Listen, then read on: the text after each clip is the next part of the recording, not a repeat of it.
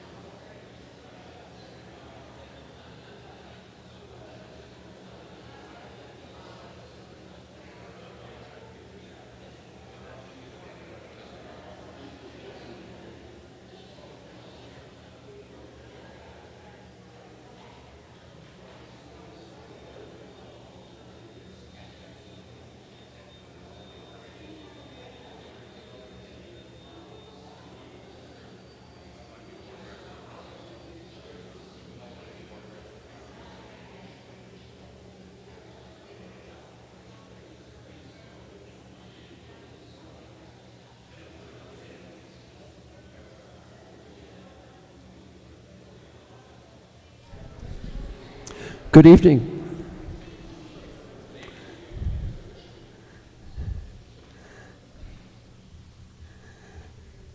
My name is Monsignor Patrick Halfpenny. I am the administrator here at the National Shrine of the Little Flower Basilica. I am the administrator because our pastor, whom I commend to your prayers, is recovering from heart surgery. So I tell people, I'm the duct tape. I'm just here to keep things stuck together. But I want to welcome you on behalf of the pastoral staff and the community here at the National Shrine for this conversation this evening, an important conversation. Clearly, the evidence is all too present for all of us about the need for this kind of conversation to build bridges of understanding. I'm also charged with a couple of practical matters. If anyone wants or needs a restroom, this door to my right, if you go through that and look to your left, looks like an usher's room because it is. There are 2 restrooms in there. And later during the reception, after the presentations, down in what we call Heritage Hall, there are further restrooms, okay? So I think I have discharged my responsibilities, and I'll hand this over to Rabbi Lopatin, and thank you for being here with us, Rabbi. It's a blessing. Thank you so much, and thank you you really kept to 2 minutes. Wow, I'm very, very impressive. The greater the man and the greater the person, the more they stick to the timing. So of course I'll go at way over, but my name is Asher Lopatin. I'm a rabbi, but I'm the executive director of the Jewish Community Relations Council, AJC, American Jewish Committee of Detroit, and we are so excited to be having this continual series, really, in Catholic-Jewish relations and discovery and learning. And when I just started as executive director 2.5 years ago, we had a wonderful encounter. This was right before COVID, maybe a few months before COVID. So we're so excited to be able to continue our conversations and deepening the relationship between the Jewish community and the Catholic community. I want to, first of all, thank so much the Father Pastor for hosting us in the Shrine of the Little Flower. I want to thank David Conrad on the side of the Catholic Archdiocese, and I want to thank Michael Cooper, who is our advocacy associate and really responsible for connecting different communities to the Jewish community. I just want to say that I'm pretty new to Detroit. I'm here less than 4 years. But I had heard of the Shrine of the Little Flower, as you can imagine, not necessarily in a positive light, but in the light of the legacy of Father Coughlin, who was the founder of the shrine. As I spent more time with Jews of Detroit, I realized that there's a tremendous amount of emotions. Father Coughlin, as you know, had many other traits, but was also a tremendous radio personality who spoke an anti-Semitic radio personality. I don't want to paper over anything, and this was in way back in the 1930s, when the Jewish people were far more vulnerable than we are now, when Hitler was in Germany and Europe was falling apart, Father Coughlin was a major radio personality and really, I would say, the word spewing anti-Semitic verbiage and attacks against against the Jewish people. So it's so powerful, I believe, that today we're coming together in love and in truth, and we want to be together, the Jewish community and the Catholic community, and I feel that there's almost no better place for us to come together than the Shrine of the Little Flower. And we can think about and talk about our histories, the high points, the low points, where we've learned from each other, where we've influenced each other, and we can really continue to rebuild a relationship that has had, again, over the millennia, ups and downs. We can continue to rebuild that. So we're honored to be here today in the Shrine of the Little Flower, and we remember history, we remember truth, and we also remember that we are human beings that want to be together, that want to come together, and that can really come together in love and to grow together through our differences. So I am very excited to introduce Alicia Chandler, who will say a beautiful prayer and will also introduce our speakers. Alicia was my president of the Jewish Community Relations Council, American Jewish Committee, coming in. So she's my mentor, and she played a major role in the previous program 2.5 years ago that we had. So without further ado, Alicia, please come and start the program.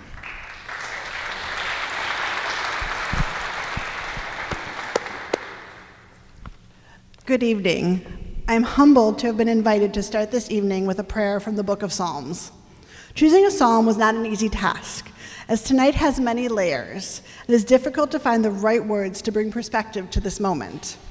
I would like to commend the Archdiocese of Detroit and JCRC AJC for bringing us together here at Shrine of the Little Flower. To stand here in this place forces us to confront the difficulties of the past while we work together towards a brighter future. My choice of psalm tonight was inspired by a quote from Pope John Paul II. He said, "As Christians and Jews, we are called to be a blessing to the world. It is therefore necessary for us, as Christians and Jews, to first be a blessing to each other." Psalm 122 similarly reminds us that peace is not our natural state, and instead it is something to be prayed for, and it is something to be worked for. A song of ascents of David. I rejoiced when they said to me, "We are going to the house of the Lord." Our feet stood inside your gates, O Jerusalem. Jerusalem built up, a city knit together, to which tribes would pilgrimage, the tribes of the Lord, as was enjoined upon Israel, to praise the name of the Lord. There the thrones of judgment stood, thrones of the house of David. Pray for the well-being of Jerusalem. May those who love you be at peace. May there be well-being within your ramparts, peace in your citadels. For the sake of my kin and friends, I pray for your well-being. For the sake of the house of the Lord our God, I seek your good. May we, as Catholics and Jews, as Detroiters, as friends, always pray and work for each other's well-being and seek good for one another and with one another. Ken Yehei Ratzon, may it be the Lord's will. And together we say, Amen. It is also my honor to introduce our two speakers for this evening. First, I will introduce Robert Festigi. He holds the Bishop M. Kevin Britt Chair of Dogmatic Theory and Christology at Sacred Heart Major Seminary, where he's taught since 1999. He previously taught at St. Edward's University in Austin, Texas. He was the co-editor of the English translation of the 43rd edition of the Compendium of Creeds, Definitions, and Declarations on Matters of Faith and Morals, and the executive editor of the supplements to the New Catholic Encyclopedia. He is a council member of the Mariological Society of America and a member of the Pontifical Marian Academy International. Our second speaker this evening will be Dov Honik. Dov is a PhD candidate at the Medieval Institute at the University of Notre Dame, we're in the Midwest here, where he earned his master's degree in medieval studies in 2019. His scholarship focuses on Jewish-Christian cultural exchanges in Western Europe during the High Middle Ages.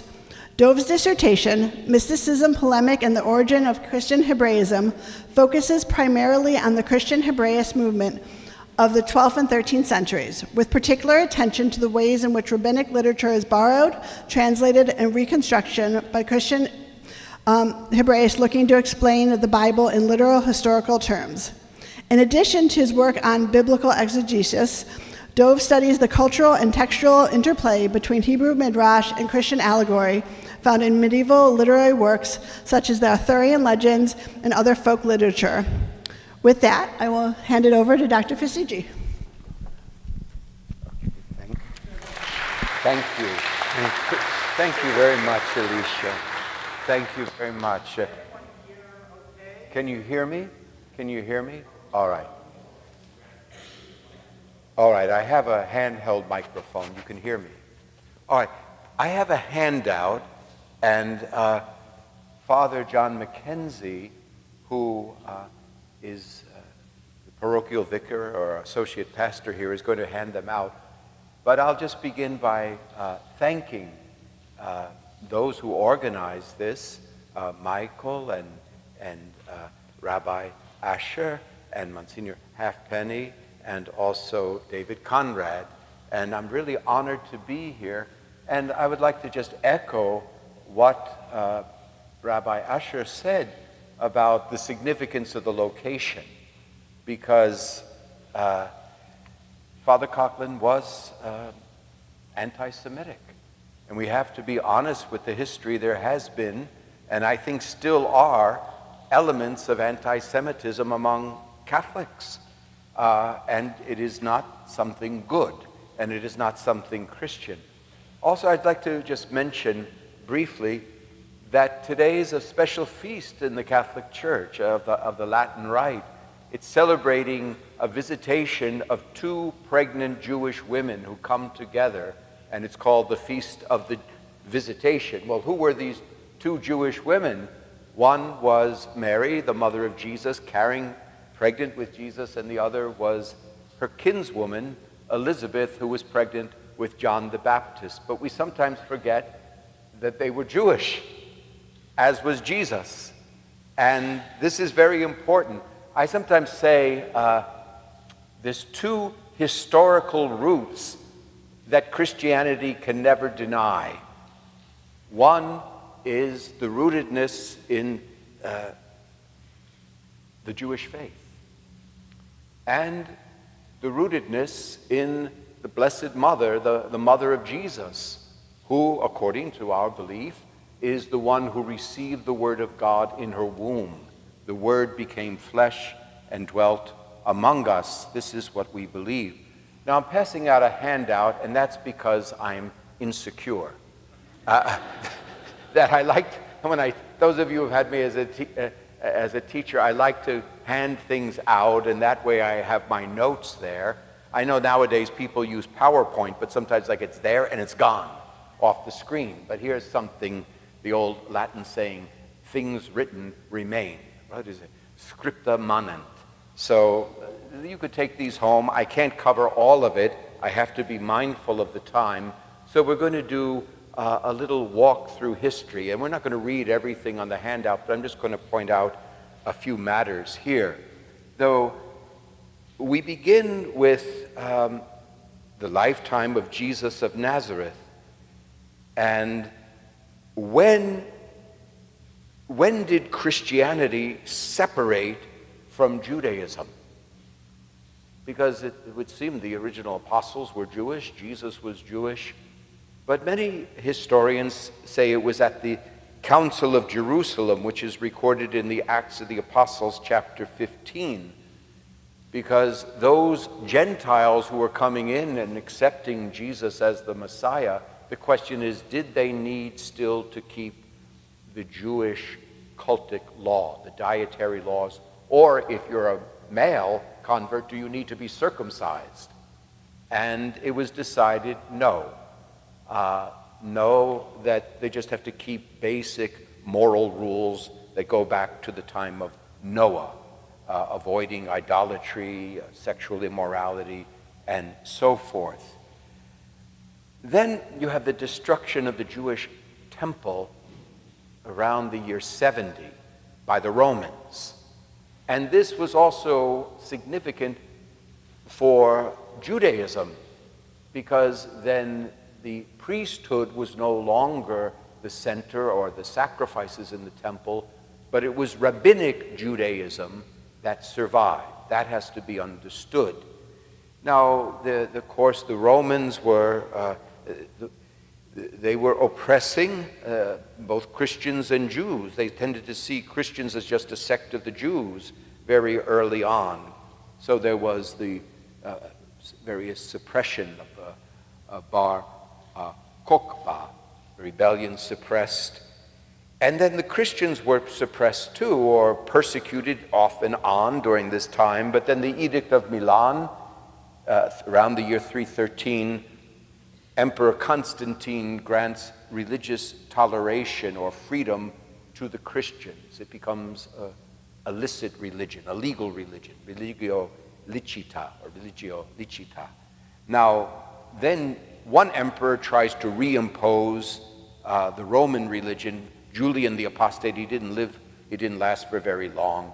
And then you have later in Judaism continues, and there's the Palestinian Talmud and the Babylonian Talmud. And then we have the life of Muhammad, who then the Muslims say we are the fulfillment of Judaism and Christianity.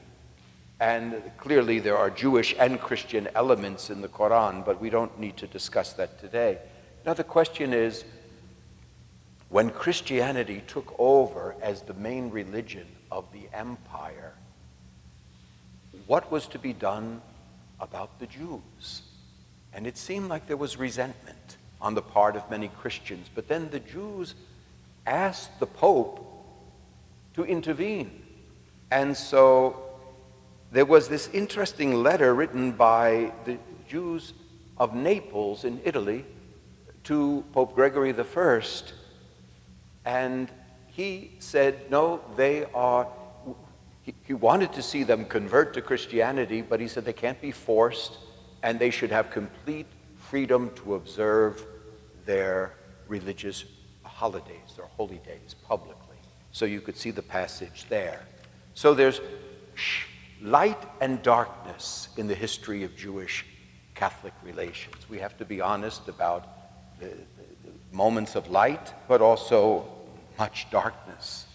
The Second Council of Nicaea in the year 787 decrees that Jews cannot be forcibly converted. And that remained the policy, though it was violated. 1065, Pope Alexander forbids bringing people into the Christian faith by violence.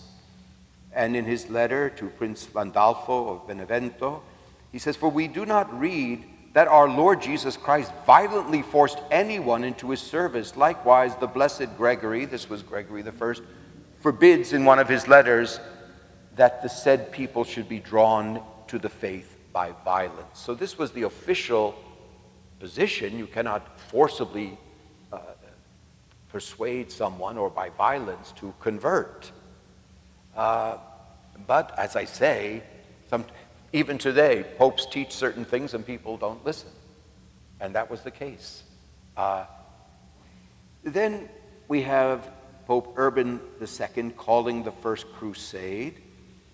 And then there was the Latin Kingdom of Jerusalem. And then there was around, in the 12th century, and Dov would know about this, the rise of Christian accusations of Jews, such as the blood libel. And there were, when there was the plague, when there were various plagues, people would accuse the Jews of poisoning the wells or starting these plagues. There was great suspicion. Well, we can't read all of this, but there was 1199, Pope Innocent III forbids, again, compelling Jews to become Christian by violence. Then we have the lifetime of the great Jewish rabbi. He was a rabbi, a philosopher, and a medical doctor. Well, I'm sure he made his mother very proud. But he was a great scholar. And he wrote a book, Rabbi could correct me, but the way it's usually translated is The Guide to the Perplexed. How to interpret the Bible, and how does the Bible harmonize with philosophy? Okay? And saying that not all passages of the Bible need to be interpreted literally. Some are not meant to be interpreted literally, but symbolically. St. Thomas Aquinas quotes Rabbi Maimonides, and he calls him just the rabbi. Great respect for his intellect. The Fourth Lateran Council is a dark moment because it requires Jews and Muslims to wear special clothing. Jews are not to hold public office, and they are to be prevented from charging excessive interest in loans. Because at this time, the prohibition of usury was taken literally by Catholics. But apparently the Jews said this was too, we cannot charge interest to our fellow countrymen, who would be the Jews. But to Christians, it would be all right. So then we have the lifetime of St. Thomas Aquinas. And what's very interesting is he said Jewish rituals were tolerated during the first decades. But once the Jews who had become Christian, they were prohibited from ever celebrating Jewish rituals. So it was a kind of, they had to give up their Jewish identity even when they converted. Then this is all documented. 1290, the expulsion of Jews from England. 1306, the expulsion of Jews from France. But then a few years later, they were allowed to return to France. 1348, Pope Clement VI issues 2 papal bulls condemning violence against the Jews and denouncing the allegation that the Jews were responsible for the plague. Because he says the plague is influencing people who had no contact with the Jews whatsoever. It's also oppressing the Jews. So these are just some moments in church history, and I have to always be mindful of the time. You have this interesting Italian humanist, Pico della Mirandola, who was a brilliant scholar. He died when he was 31. Some people think he was actually poisoned. But he made a point to study Hebrew, and he studied Jewish mysticism, the Kabbalah. And he's probably one of the first Christians we know of to take Jewish mysticism very seriously. Jewish philosophy, with Maimonides, was taken seriously, but Jewish mysticism he took very seriously.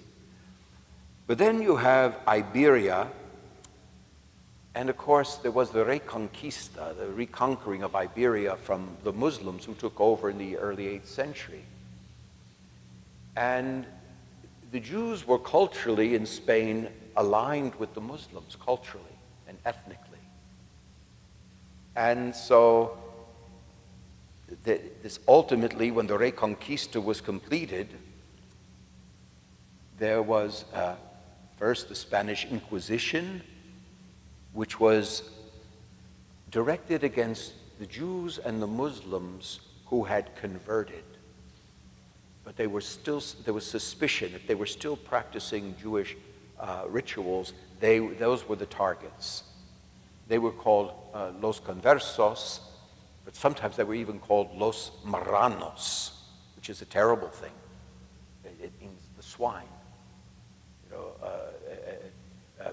The Moors who converted, they were called los moriscos. We'll get back to this, but it's interesting. You then had many, ultimately the expulsion of Jews and Muslims from Spain.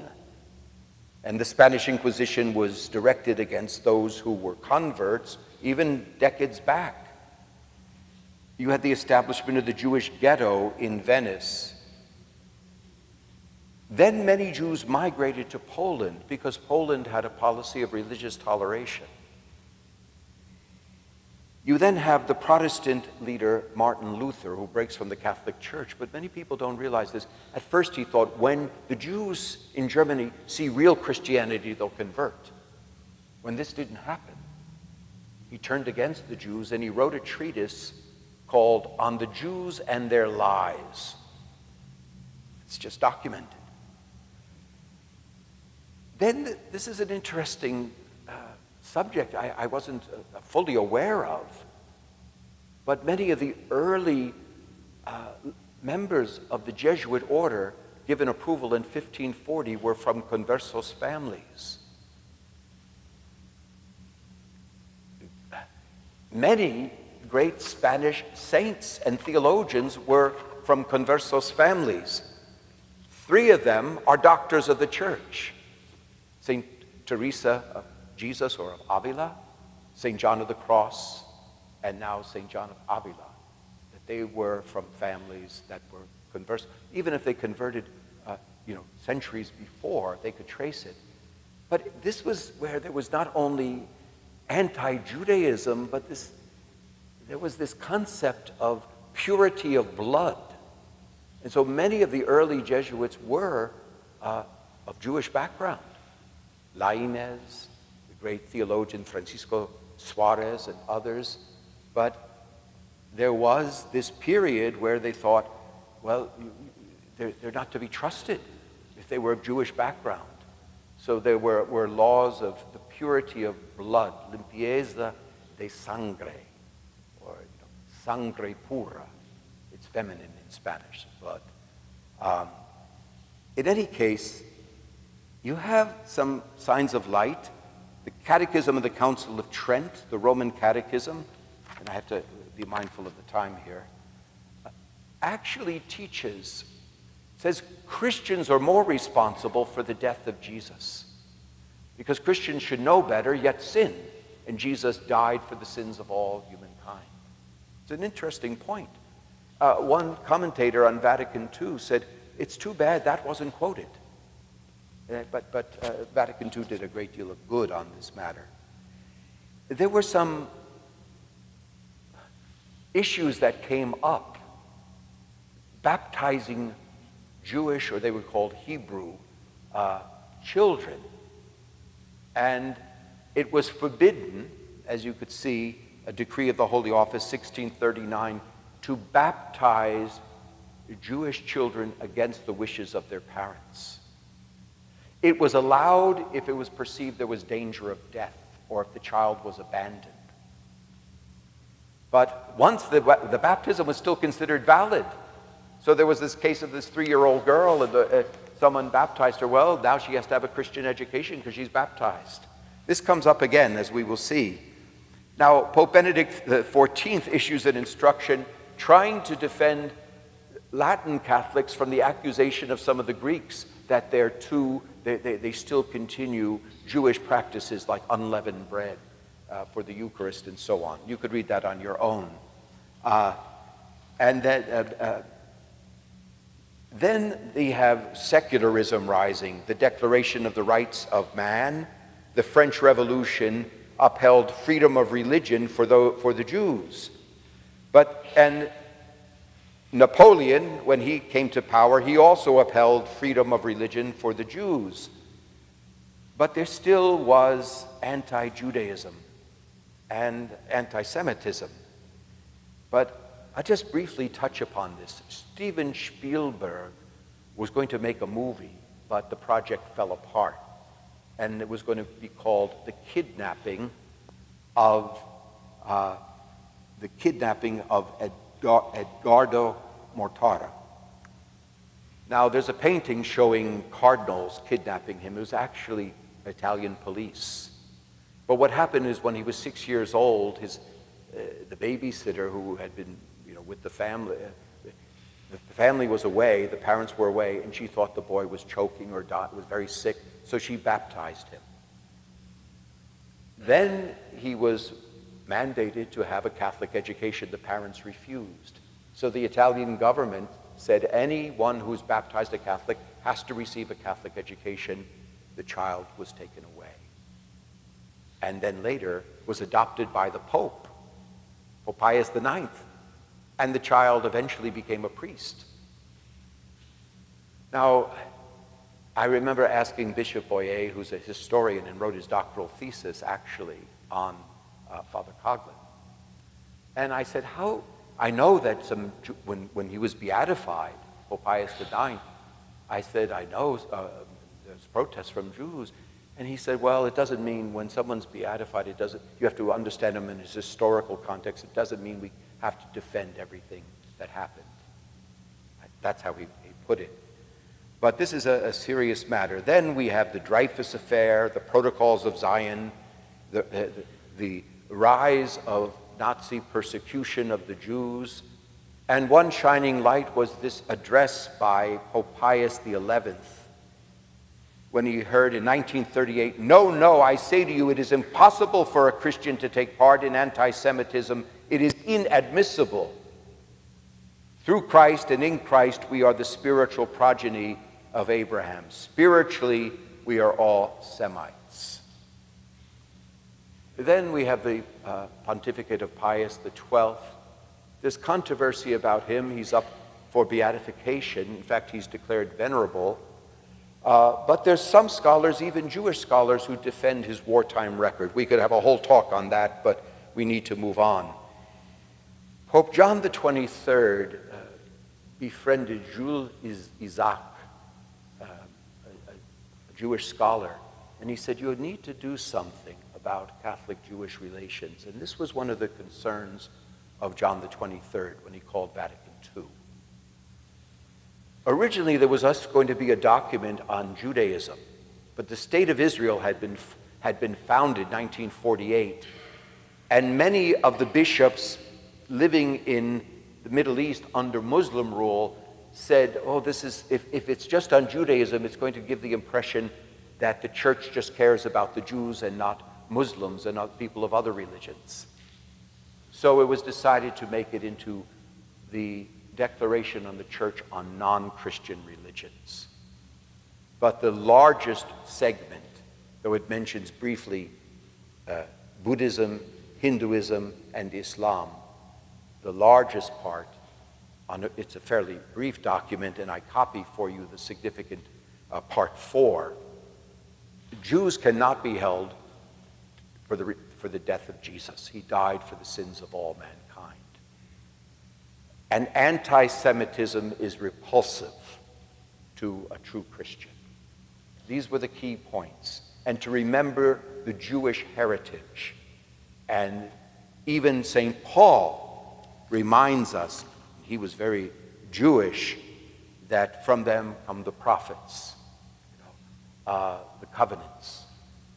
So really the repudiation of anti-Semitism. For the sake of time, I'm just going to say that every pope since Vatican II has upheld this. Right?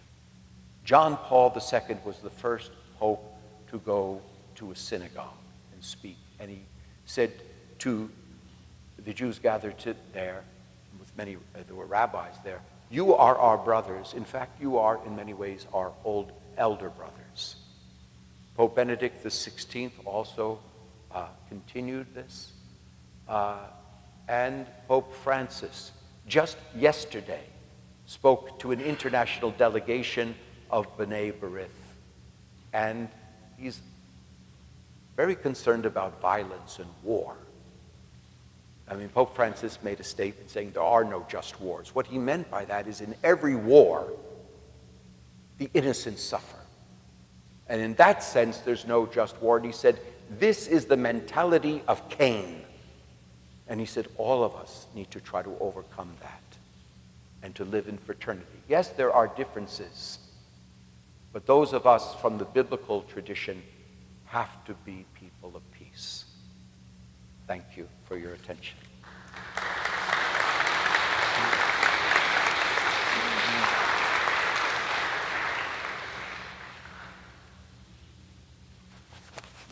Oh, yes, are there questions? Oh, yeah.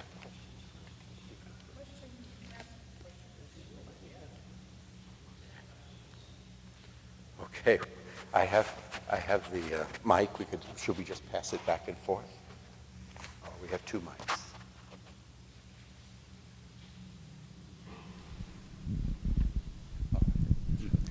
Okay, thank you so much for that talk. Also, just apologies, I lost my voice a couple days ago and I'm still working on finding it. Okay.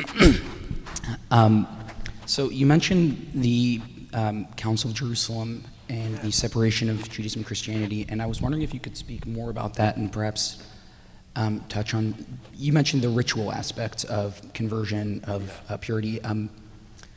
What other sort of disentanglements might have had to occur, and did they happen at the same time, or was this an ongoing process? Yeah, I mean, historically there was a group called the Ebionites who believed Jesus was the Messiah, but they actually believed he was the natural son of Joseph, not born of a virgin. But they were considered a heretical group early on. But this was it was a very intense moment, and it was something discussed. And in the Acts of the Apostles, it showed there's a vision that Peter has, the first pope, He sees all these unclean foods and he hears a voice saying, take up and eat. No, I cannot. Those are unclean food. That's unclean. What God has declared clean, you shouldn't protest. So the dietary laws, the kosher laws were out. The big thing was circumcision, and St. Paul in Galatians 5:6 says, neither circumcision nor the lack of it counts for anything. Only faith working through love. So it was the outreach to the Gentiles. Now, there was one Jewish scholar, Rosenzweig, and he actually one time said, well, Judaism is Judaism. He said Christianity is kind of like Judaism for the Gentiles. It spread Jewish ideas to the Gentiles. I mean, it was an interesting point of view. And I remember Martin Buber actually saying, there's something compellingly anthropomorphic about God. He says, I could even understand why people would believe God became man. He could understand it. He didn't believe it. But it was the case that was Judaism going to be, was Christianity going to be a sect of Judaism that affirmed Jesus as the Messiah, or was it going to be a different religion? And it turned out to be a different religion. That's why some people say, well, St. Paul invented Christianity. I don't think that's historically defensible, but this is what some people say. Once he said we are justified not by the law, but by faith in Jesus Christ, crucified and risen from the dead in atonement for our sins. But certainly different theology developed, a different theology of sin and the need for reparation from sin and the death of Jesus as a sacrifice. You see, the whole notion of salvation and a different understanding of the Messiah.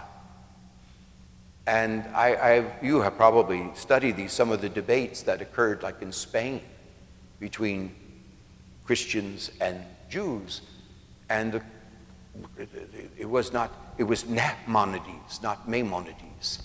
But he says, well, look, we believe that when the Messiah comes, there's going to be peace, but where's peace? And he said the Muslims actually have more power than anyone else. So it comes to a case of different interpretations of the scripture and the messianic identity. That's what it comes down to. Now, those who follow the history of religions, I remember one professor I had at Dartmouth, he said, well, Christianity is really a type of syncretism between apocalyptic Judaism and Neoplatonism. And they said, well, Neoplatonism came and it was able to give a theological language. But I find that difficult because Hellenism had already influenced Judaism with Philo. So the idea that Christianity is a kind of Hellenistic Judaism, I don't buy that, but some people promote it. I don't know if that answers your question, but those are some of my thoughts. Thank you. And one more for now. So skipping ahead a millennium, so 1348, Pope Clement VI issues 2 papal bulls condemning violence against Jews and denouncing allegations of Jewish responsibility for the plagues. Do we have a sense of the extent to which this papal bull is honored among the broader Christendom? That's a very good question. Maybe you've heard of Pinchas Lapide. He was a delegate, I think, from Israel to Milan. The question. Could you repeat the question? Yeah. All right. Well, the question was, as I understand it, was about the Pope condemning violence against Jews and also blaming the Jews for the plague. How did the people respond to this? Well, I think that some people listened and a lot didn't. You know, when you have prejudices, they're very deep. And the Pope could say one thing and the people will say, well, that's what he says. I mean, people think that Catholics were always obedient to the Pope until modern times, and then people started becoming rebellious. No, if you know church history, you know people didn't listen to the Pope.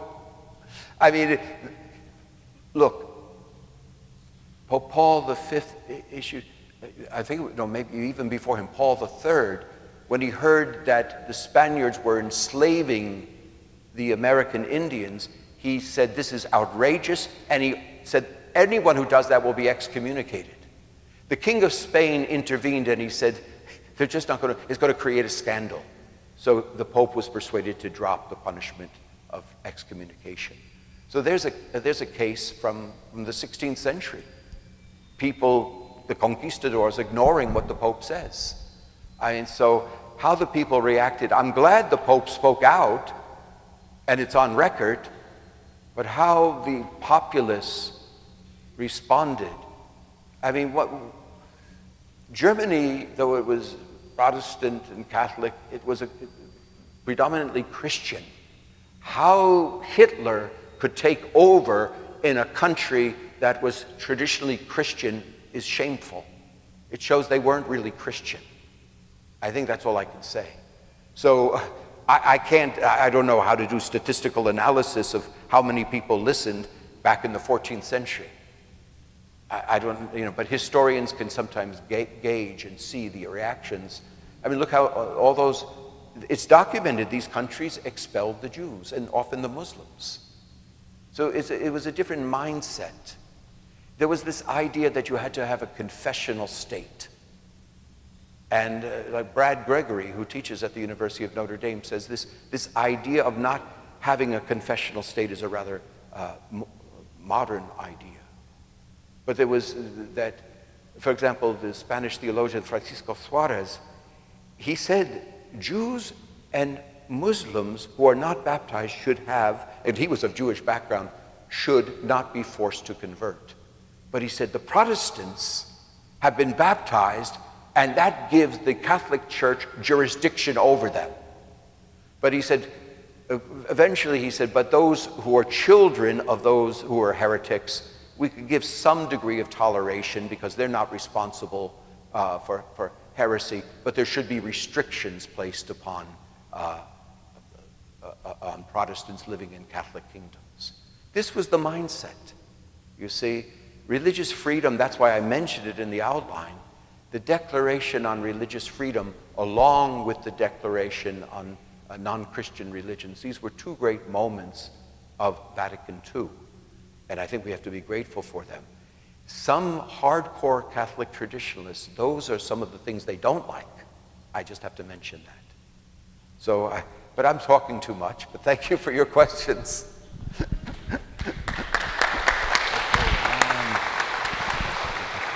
Are you hooked up?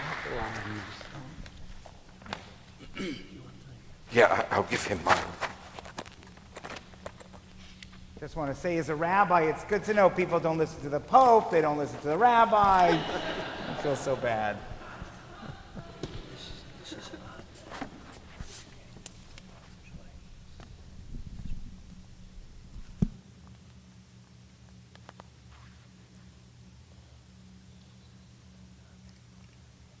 Yeah.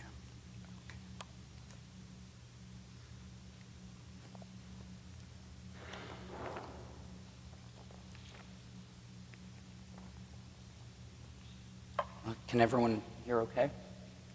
No? Okay. Let me see if I can adjust this. How about now? Better? I'll try to make myself heard. Again, I apologize. I can say it's not COVID, but I'll do my best to remain audible. So first, I would like to echo previous thanks to the Archdiocese of Detroit, to the Shrine of the Flower, to the Jewish Community Relations Council for hosting this event and for inviting me to speak. And thank you to Dr. Fastigi for the wonderful talk and what was really sort of a panoramic view of Jewish-Christian relations over time. And I think it's important to remember, as you remind us, that these things aren't a straight line, that they wax and wane, improve, decline over time. So in light of the sort of bird's eye view that Dr. Fastigi offered, I'd like to zoom in on a more particular aspect of the Jewish-Christian relationship over time, which is the relationship to the Bible. Jews and Christians have a somewhat unique relationship in that about 70 to 80% of the Catholic Bible is also the Hebrew Bible. So this relationship naturally brings these groups together in conversation, sometimes in conflict, sometimes cooperation. As Dr. Fasij mentioned in response to one of the questions that I asked, interpretation when it comes to things like Messiah, the election of Israel, these are significant theological issues that divide these two communities, but there are also important ways in which interpretation of the Bible brings these communities together, not only in sort of a cooperation or uneasy collaboration, but actually in appreciation and active conversation and an integration and assimilation of ideas across lines. There's a scholar, Daniel Boyarin, used the idea of smuggling in the way that smugglers bring goods or perhaps people over the lines of a national border.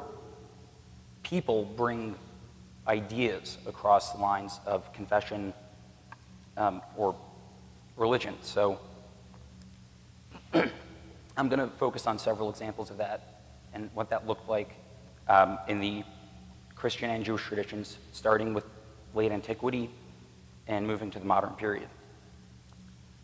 So the major question here is how to read the Bible, right?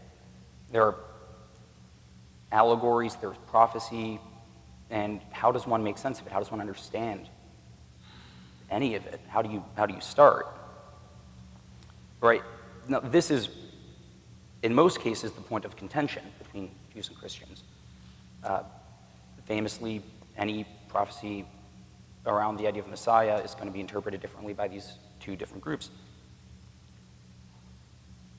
But there are more fundamental questions at play here as well. Does one read literally? Does one read allegorically? Or both? And if so, what balance? And just to be clear, reading literally here doesn't just mean taking the basic face value meaning of the text. It means understanding the historical context and the time period in which this text was written, and therefore gauging the language usage, the idioms that might appear. It's odd to think of something like the Bible using idioms, but it does. And so how do you understand figure of speech? You have to try to understand the period in which it was written before you can even...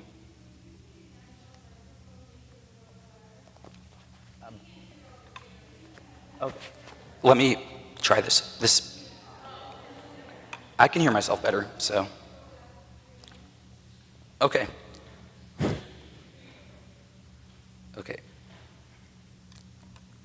So, to sort of consolidate the past, let's say, 3 minutes, right, Jews and Christians share most of what's in the Bible. As I said, about 70 to 80% of the Christian Bible is the Hebrew Bible. In this shared relationship, we have serious contention over prophecies, especially messianic prophecy, anything apocalyptic. But we also have points of cooperation, collaboration, and in some cases, clear appreciation for the ideas shared by each group. Now, I mentioned the idea of literal reading, right? Understanding the text in its historical context. This is a bit of a problem for Christians because the Hebrew Bible was written in Hebrew with a little bit of Aramaic and is read in Western Christendom, at least it was read primarily in Latin. And to get to that Latin, it was first translated into Greek as the Septuagint, and then translated into Latin as something called the Vetus Latina before Jerome then translated it into the Vulgate. So in these layers of translation, idioms get lost. In copying, there are mistakes that are made. So any Christian scholar interested in interpreting the Word of God, right, the first thing one has to do is determine what the Word actually is. And to do this, what do? You go to the Hebrew text.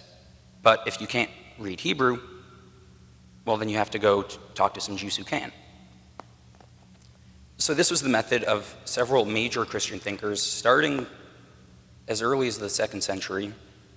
The most famous, perhaps, aside from Jerome, was Origen, who was born, we don't know exactly when he was born, but roughly the 130s. Origen is best known for his homilies on various books of the Bible. He, according to at least one account of his life, wrote something like 6,000 works, which is almost certainly not the case.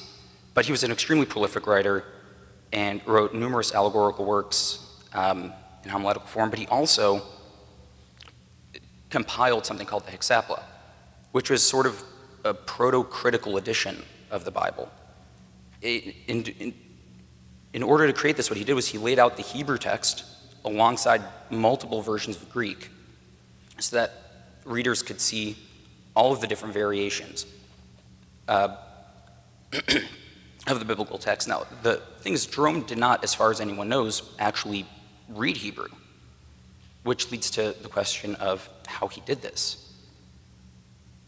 So most scholars will say he probably consulted with Jews and got assistance in this project from contemporary Jews. There are some scholars who say that he actually did learn to read Hebrew. There's not much evidence for this either way.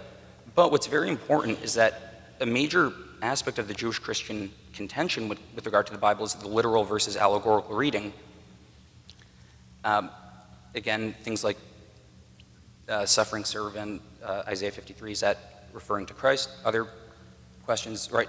Origen is best known as an allegorical reader, but in creating this Hexapla, he is doing some very textual, critical work, right? Very literal reading, which is unusual to think of, especially in the early church where allegory is sort of a primary mode of reading and a major aspect of the division between Judaism and Christianity. So the idea that Origen is both this allegorical writer and also composing very, very philological, literal work is worth keeping in mind and notable, and especially because he had to rely on help from Jews in order to do this. As it happens, Origen leaves a little bit of evidence for these relationships in which he describes a meeting in Caesarea with a Jewish sage. There are theories as to who this might be. We don't know. But what we do know is that Origen very accurately renders various rabbinic teachings in homilies, especially Song of Songs. So he clearly had not only access to live Jews, but good retention of the material he learned, and clearly had in-depth, deep conversations, which he accurately ports over into his own work.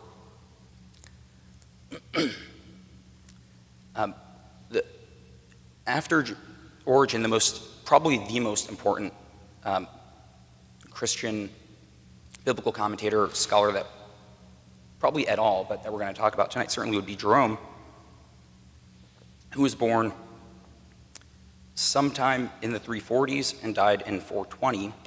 And Jerome actually, we do know, learned Hebrew.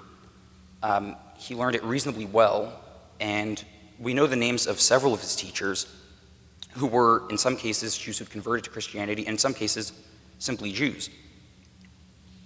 Jerome also has significant allegorical writings, but also a tremendous amount of very literal historical commentary. And this is clearly This is where his use of rabbinic sources comes into play, and very clearly this is important to him, especially because Jerome is the translator of the Vulgate, which is the Latin Bible translated from the Hebrew rather than from the Septuagint, right? So A, that's why he had to learn Hebrew, and B, in doing so, he necessarily integrated significant amounts of Jewish exegesis into his own writing and describes it as such. He writes, the rabbis say this, the rabbis say that, so clearly he was in contact. We know the names of some of his teachers. He probably had somewhere in the range of 6 different teachers. And again, we don't know all of them. We don't know which or how many were converts to Christianity, which were simply Jews who were in conversation with him. But what we do know is that he learned Hebrew very well, probably one of the most proficient Christians to know, probably one of the most proficient with Hebrew until perhaps Pico della Mirandola. It's hard to gauge the exact skill of it, but he knew it very well and clearly interacted with Jews and appreciated the learning that he got from them. And that appreciation shows because he cites rabbinic teachings frequently in his own work, sometimes to critique them, sometimes out of appreciation and to assimilate them into his own work. After Jerome, Christian Hebraism, as this is called, right? The idea of Christians learning Hebrew and using it to produce Christian writings, right? This sort of comes and goes in waves. There's a brief resurgence during something called the Carolingian Renaissance, which is the period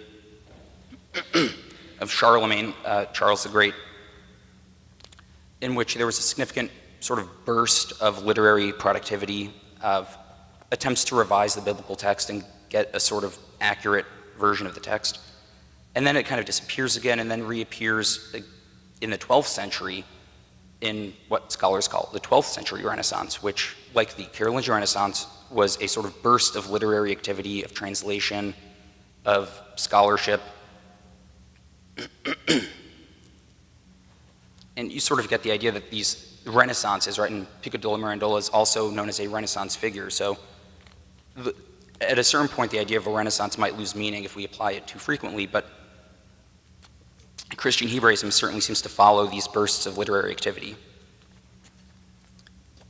Now, the 12th century is especially important because this is also the time period where Jewish exegesis undergoes dramatic change. So I mentioned, right, literal versus allegorical reading of the Bible is sort of a major division for Jews and Christians, but if you read Jewish literal commentaries, they're not really all that literal. There's all sorts of narrative expansion of the Bible. There are numerous allegorical readings. But in the 12th century, well, really at the end of the 11th, a figure named Rabbi Yitzchak ben Salman, otherwise known as Rashi, who is sort of the Jewish exegete par excellence, begins a project of revising commentaries, of providing literal glosses, and as he put it, sort of pairing out all of the non-actually literal commentary that had sort of gathered into the Jewish tradition. He was moderately successful, I guess you could say, because his grandson wrote a strong critique in which he said that Rashi had done a sort of half job and the grandson was going to finish the work. But at the same time, as this resurgence in literal commentary was taking place, Christians began to become much more visibly and openly interested in the literal sense as well. So they had always been using the literal sense to create an accurate version of the Bible, just to get the biblical text down. But in the 12th century, you begin to see numerous Christian exegetes beginning to write commentaries grounded in the literal sense, promoting the literal sense as sort of the base layer of commentary through which you could get to the allegory, but without which you would not be able to achieve anything.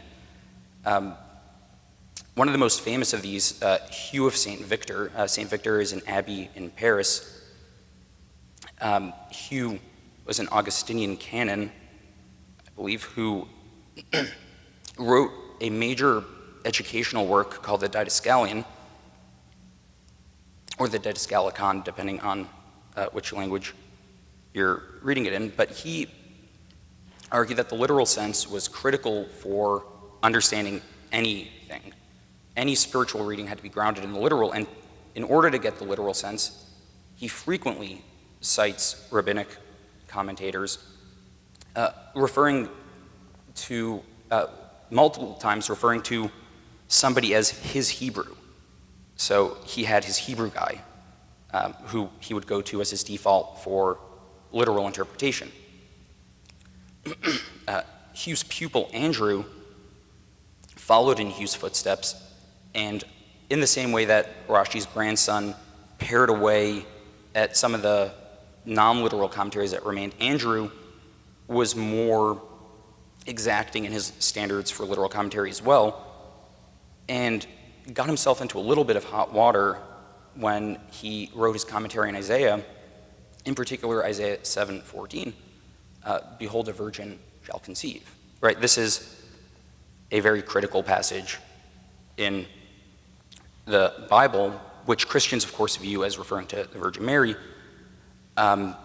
Jews interpret this passage differently because the Hebrew text does not use the word for virgin, it uses the word alma, which means young woman, without any particular regard to virginity. Andrew writes, here's what we say, but the Jews happen to say that the word alma means just a young woman, virginity does not matter, and then he finishes a sentence and leaves it at that,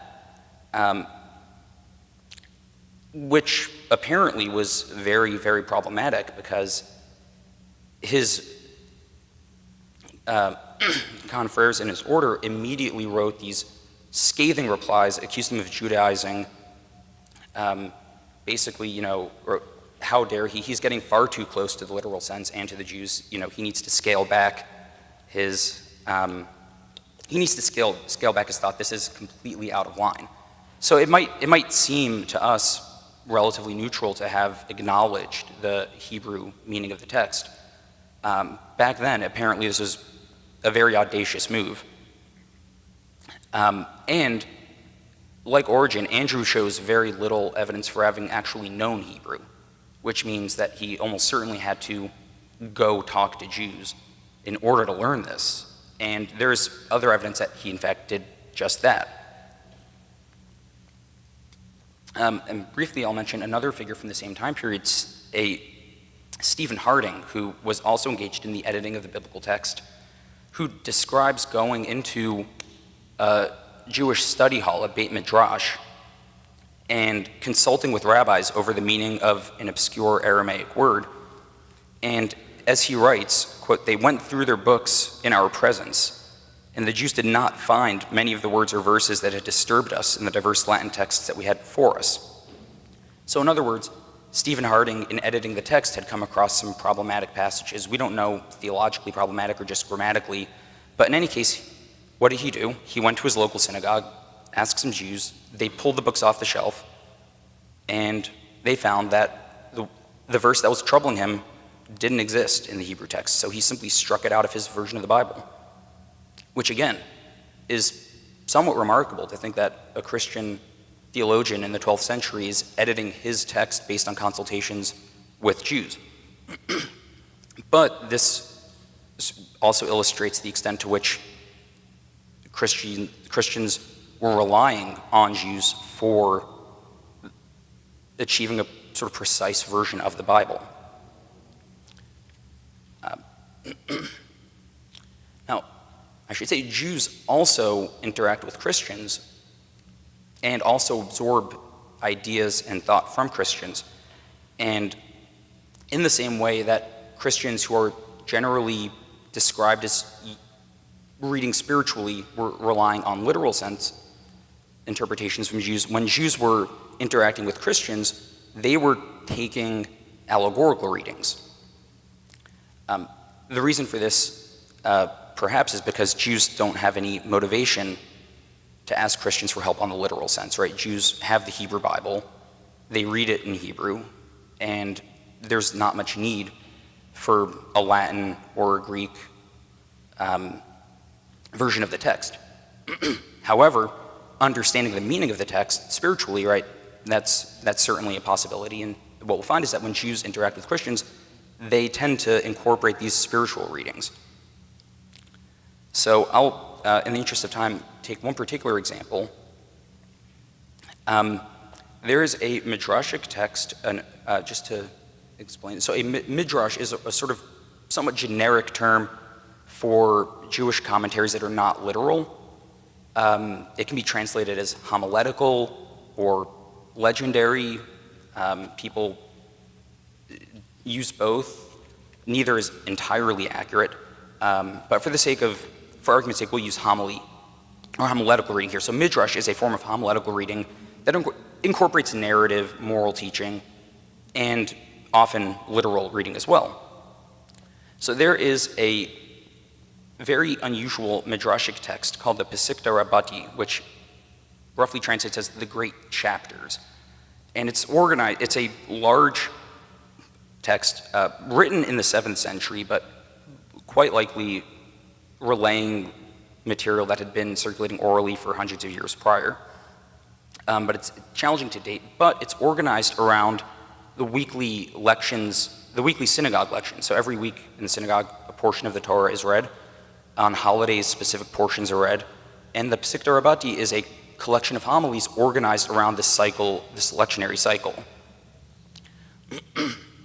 Now, in the summer, there are 2 fast days in the Jewish tradition that commemorate the destruction of the temple and make frequent use of the prophets in these readings. So the Pesikta Rabbati, in this sort of summer section, I guess you could call it, has a series of homilies that have very, very curious allegorical readings of biblical texts that are frankly very surprising to people who have experienced other sort of more classical midrash or literal commentary. So I'll just cite 2 of these examples. One of them, and both of them, I should say, also are based on the servant songs in Isaiah. One of them, Arise, Arise, is the lemma for this homily, and it describes Isaac carrying the wood for the sacrifice. Now, it's fairly common, and Origen may be the first to have written this, but Isaac is often viewed in Christian theology as a prefiguration of Christ, and the sacrifice of Isaac all the more so, especially because the ultimate sacrifice ended up being the lamb that took Isaac's place, perhaps the Lamb of God, in a sense. So, in describing the suffering of the servant of God, the Pesikta Rabbati records Isaac carrying the wood for his sacrifice, and it describes him carrying a cross, like a man carrying his cross, which is, especially for a medieval, early medieval perhaps, but still early medieval nonetheless, very, very unusual. In fact, I believe it's the only text I'm aware of that uses this sort of imagery. And what's more so, there are Hebrew illuminated manuscripts that depict Isaac on a cross in the same pose that one typically sees Jesus in, feet crossed, sometimes pierced. Moreover, there are sometimes the same and sometimes other manuscripts that depict the lamb that replaces Isaac also on a cross. Now, the Talmud, which is a sort of mainstream, let's say, Jewish text, describes Isaac's sacrifice as accounting for the sins of all Israel. which certainly has major resonance with the sacrifice of Christ. However, the Talmud and no other text aside from this uses the imagery of the cross, which, again, appears nowhere else. And frankly, it's hard to imagine this concept coming from anywhere other than Christian allegory, especially in relation to Isaac, and especially with the manuscript evidence that shows specifically Isaac or the lamb in a crucified form. Now, the same Midrashic text, the Psikta Rabati, in another homily just a few weeks later, also on the sort of theme of destruction of the temple, right, describes the coming of the Messiah. And in doing so, uses Psalm 22, which is a sort of dark psalm that describes significant suffering on the part of David. Although Christians, as early as Justin Martyr and perhaps earlier, have read this as, of course, prefiguring Christ, right? The suffering of this messianic figure. There are no, as far as I'm aware, Jewish commentators on the Psalms that relate Psalm 22 to the Messiah. There are numerous Christian commentaries that do, until we get to this to the Psikta Rabati, which, and I'll read a brief passage, but in the future, right, God is, just to set the scene, God is talking to the Messiah, who is being sort of sequestered in heaven until it's time to come. And God says to him, in the future, the sins of those that have been hidden with you, will bring you under an iron yoke. They will make you like a calf whose eyes grew dim, and they will choke your spirit with the yoke, and because of their sins, your tongue will stick to the roof of your mouth, which is a reference to Psalm 22. Are you willing to endure this? The Messiah said before the Holy One, will this suffering last many years? The Holy One said to him, by your life and the life of my head, I have decreed for you a week, which in this case means a 7-year period. If your soul is saddened, I will immediately banish the sinful souls that are hidden away. The Messiah said before him, Master of the universe, I will take this upon myself with a joyful soul and a glad heart, so that no one in Israel will perish, that not only those who are alive be saved in my days, but also those who are dead, who have died since the days of the first human being up until now. He saved in my days. So what we have here is the Messiah in dialogue with God, willingly taking on suffering as a way to redeem all humanity. Again, a very unusual passage. And all the more so because, as the homily continues, the Messiah is killed. Only, of course, for a second Messiah to arrive, right? This is the Messiah of Ephraim or the Messiah of Joseph, followed by the Messiah of David. So what we have here is an allegorical reading of the psalm that connects Psalm 22 to the Messiah, describes the suffering of the Messiah as the redemption of all mankind. The Messiah is killed and another Messiah arrives. Again, extremely unusual, not aware of any other passages within the rabbinic corpus that describe the Messiah in such a way or that interpret Psalm 22 in this way.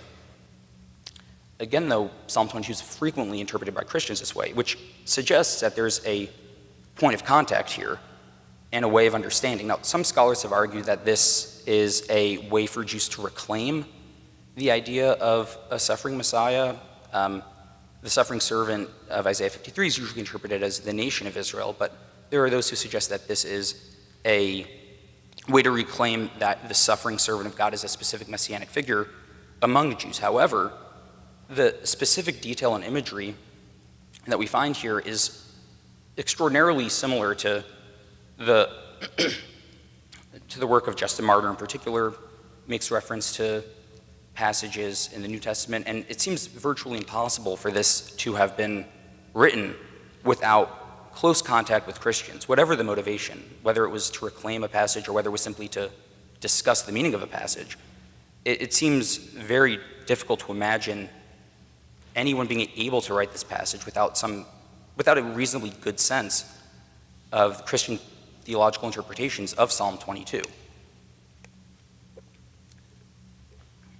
And there are other examples, but I think in the interest of time, I will have to plow on ahead to the modern period. And something that one might notice now is that Christian Hebraism, as we've been describing it, doesn't seem really to exist anymore. Relations between Christians and Jews, and in particular Catholics and Jews, have improved dramatically, especially in the wake of the Second Vatican Council, but you don't see this particular sort of interaction. And I don't think I can tell you exactly why that's the case, but there are a few factors that I'm sure play a role. So first, the need for this, right, to establish the baseline need, however much Christians and Jews interacted and exchanged ideas, right, the basic immediate need for interaction was to basically produce a critical biblical text, right? Now, the Vulgate was standardized several times in the 16th, 17th centuries, and then again in 1979. So there is no need now to consult with those who read the Hebrew text in order to correct a translation based on a perhaps faulty copy of a manuscript that somebody found somewhere, right? There is a standardized text, and this need no longer exists. But additionally, I think there's been and I don't know if there is scholarship on this or not, but something that I've observed is that there's been a shift in the way in which Catholics and Jews, or Christians and Jews more broadly, talk about the Bible, which is that there is less discussion about the Hebrew Bible and more discussion about the New Testament and the ways in which the New Testament can shed light on the Jewish-Christian relationship.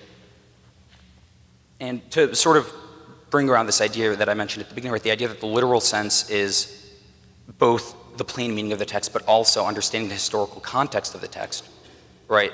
So now you have, I think, significant work being done by Jewish scholars on the New Testament, right? There's a Jewish annotated New Testament, which came out a few years back and was, I believe, reprinted in a second edition, a revised edition, right? Which is it's the New Standard Revised Translation, but it's got extensive notes detailing various aspects of the sort of Jewish cultural context in which these texts were produced. Right? And I think the sort of theological shift in posture towards Jews from Catholics allows for the conversation to move from needing assistance maybe with the Hebrew Bible, which may lead to fruitful interaction and exchange, but that no longer is play. It's sort of, we're now in a period where the New Testament itself is being read in a new way that's more inclusive towards Jews, not as Christians, but as an older sibling perhaps, or a cultural ancestor.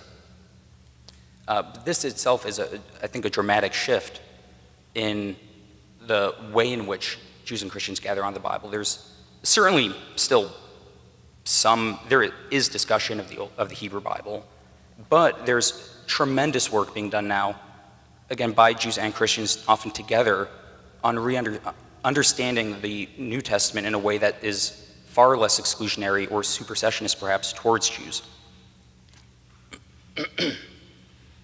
And I'll just close by saying, this shift is, I think, a positive one that allows for greater interaction, greater understanding in both literal and spiritual ways.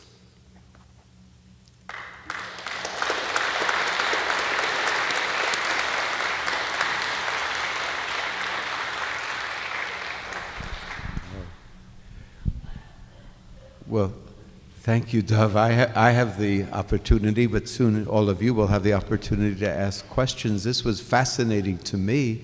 I have one question. I think you touched upon some very important points about understanding the Hebrew and then the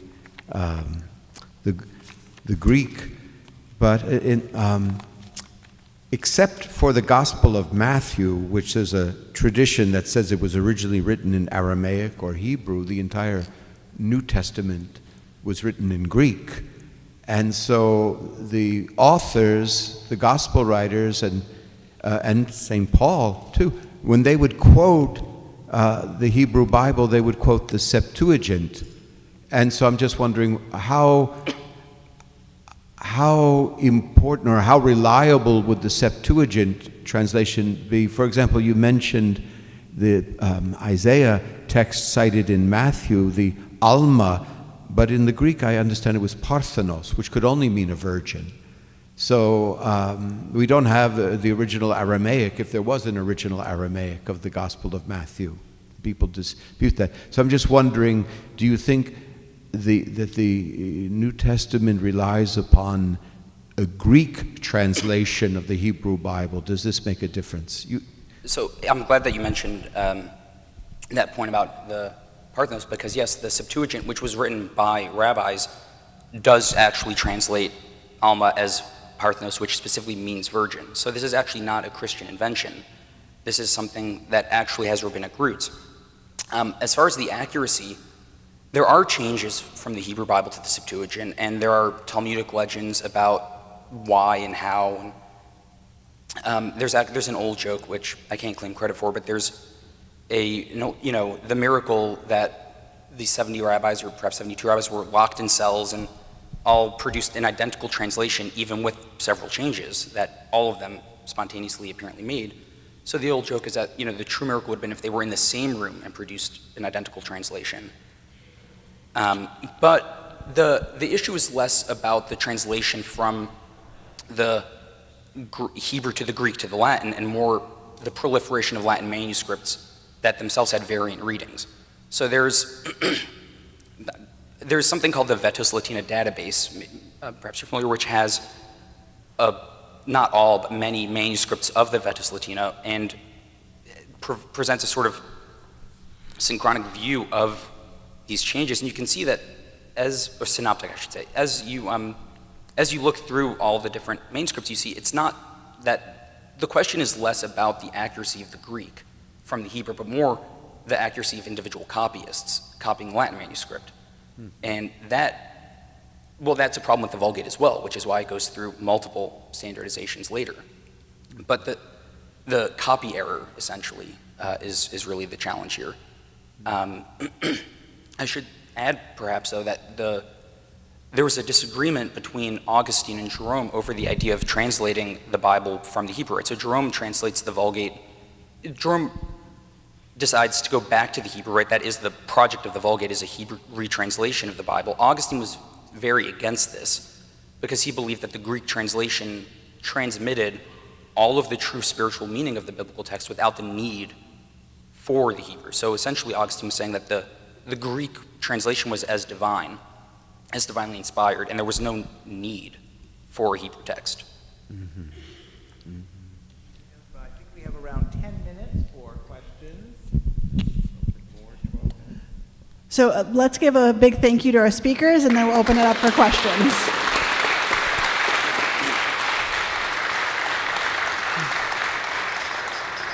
So does anyone just raise your hand if you have any questions for one or both of our speakers. Yes. My name's Levi Smith. I was involved with the American Jewish Committee years ago and knew Father Alex Burnett when he was in Livonia. He was a wonderful man and very welcoming to us.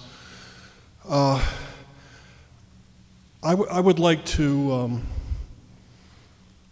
form a group of American Jewish Committee and people from the Shrine to meet and update the Shrine's webpage and some of the materials in the hallway and some of the curriculum in the school concerning Father Coughlin, which is a thorn in our side many years after he's gone. This is a very scary place to us. You're very welcoming, and thank you for having me. But speaking on behalf of myself and a lot of other people in our community, when we drive past the Shrine, we're scared because of Father Coughlin. And in the spirit of reconciliation and peace and all of the great popes we've had in recent years, let's sit down and let's talk and let's come up with some improvements. Thank you.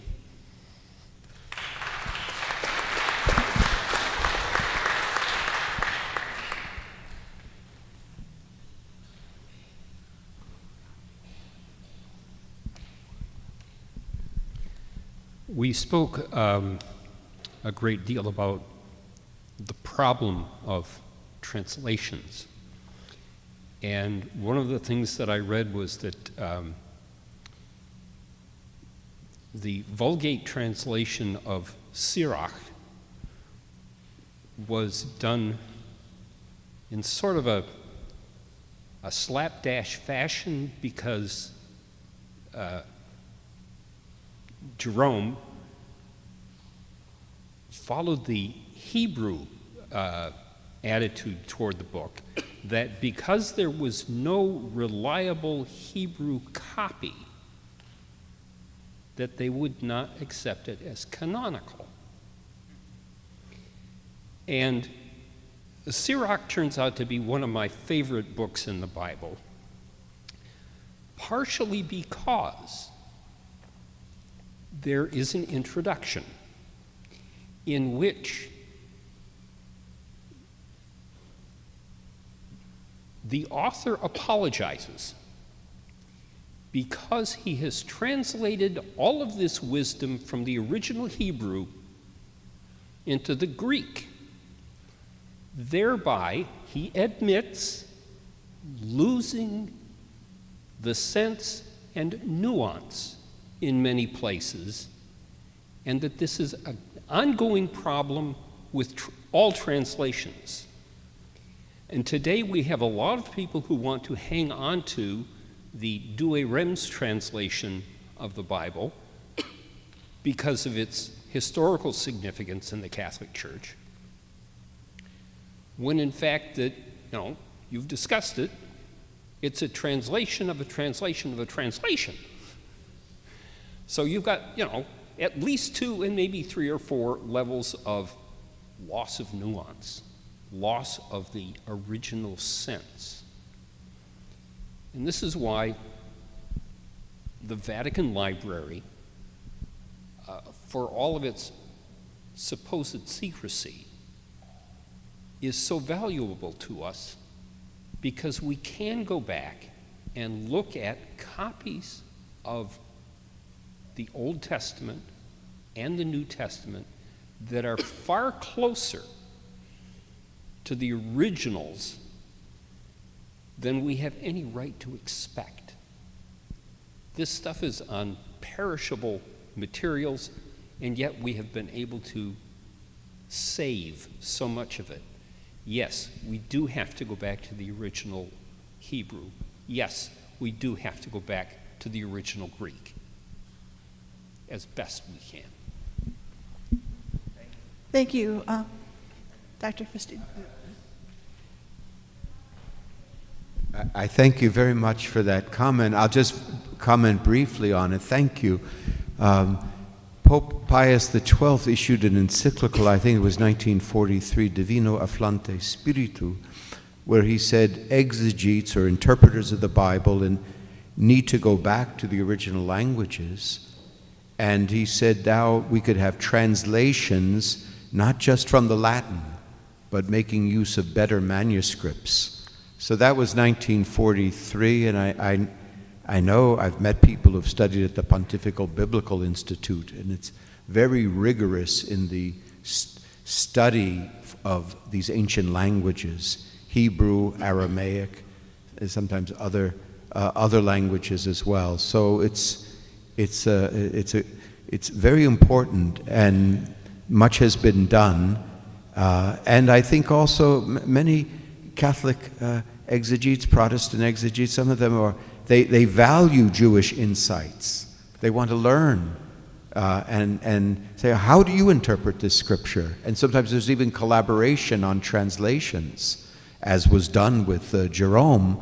But this is great progress. The Vulgate is very beautiful in many ways, but it was actually updated, and now there's a new Vulgate, which is John Paul II approved in 1979, which was trying to improve on Jerome's Vulgate. So this is an ongoing process. Sorry, if I can just add one point. Please, I might be this will be the interested. last comment. There is an ongoing project, and I forget which university is the host to this, but there is an ongoing critical edition of the Hebrew Bible. I don't know when it'll be finished. I don't know how many manuscripts are being collated as part of this.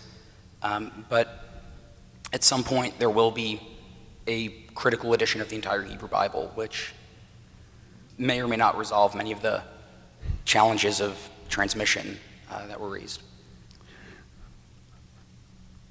As a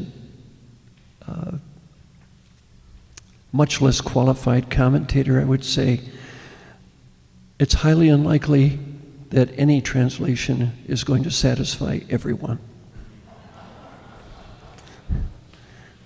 That the preceding was an editorial opinion does not necessarily represent the views either of the Jewish Community Relations Council, nor of the National Shrine of the Little Flower, nor of the Catholic Church. I want to thank you all for your presence this evening.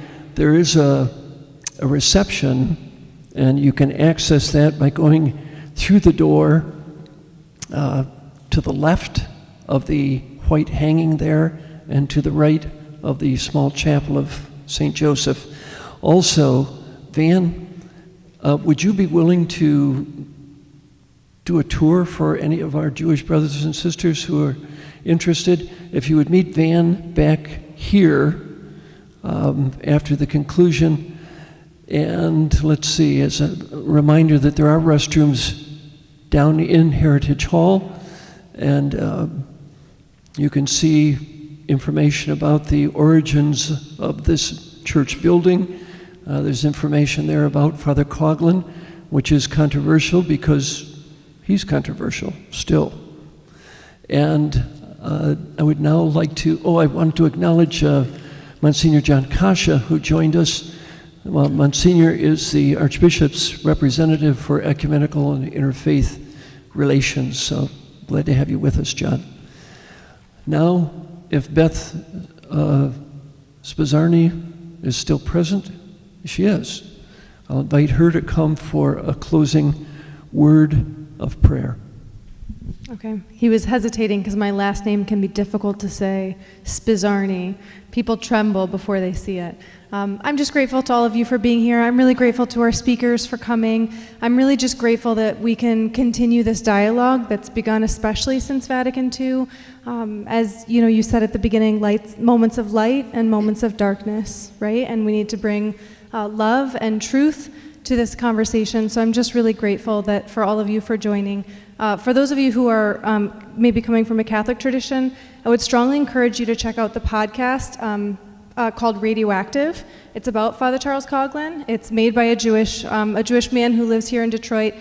For me, it was really helpful to understand the Jewish experience, as you mentioned, sir, the experience of growing up and being around in this community and driving past here and feeling fear, right? I'm a transplant to the area, so the history is all new to me.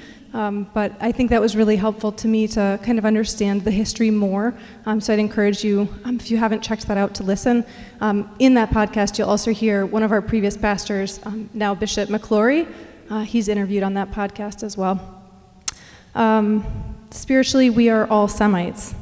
That's kind of one of my takeaways from this evening. Pope Pius XI who said that. And I'll second what Alicia said about the difficulty in choosing a psalm for a closing prayer. Whew, it's difficult. There's a lot of notes and there's a lot of layers to this. So the psalm that I chose is Psalm 46, which just highlights to me one of the things that I most value, of course, the overlapping scholarship that we share in the Old Testament and the Psalms, and that over everything, as a Catholic, I look to the God of Jacob as my refuge. And so we have that in common. God is sovereign. So this is Psalm 46. God is our refuge and strength, a very present help in trouble. Therefore we will not fear, though the earth should change, though the mountains shake in the heart of the sea, though its waters roar and foam, though the mountains tremble with its tumult. There is a river whose streams make glad the city of God, the holy habitation of the Most High. God is in the midst of her, she shall not be moved. God will help her when morning dawns. The nations rage, the kingdoms totter. He utters his voice, the earth melts. The Lord of hosts is with us. The God of Jacob is our refuge. Come behold the works of the Lord, how he has wrought desolations in the earth. He makes wars cease to the end of the earth. He breaks the bow and shatters the spear. He burns the chariots with fire. Be still and know that I am God. I am exalted among the nations. I am exalted in the earth. The Lord of hosts is with us. The God of Jacob is our refuge. May we continue to find our refuge in the God of Jacob and continue to listen to each other and grow together in friendship. Thanks. Thank you very much, Beth. Beth is our Director of Evangelization and Formation for the parish. I forgot to mention a very important matter, that the refreshments have been provided by the Jewish Community Relations Council, and everything is kosher. Thank you all for coming, and thank you very much, Rabbi Lopatin. Thank you to our speakers. God bless you all. Take you safely home after you have some refreshments.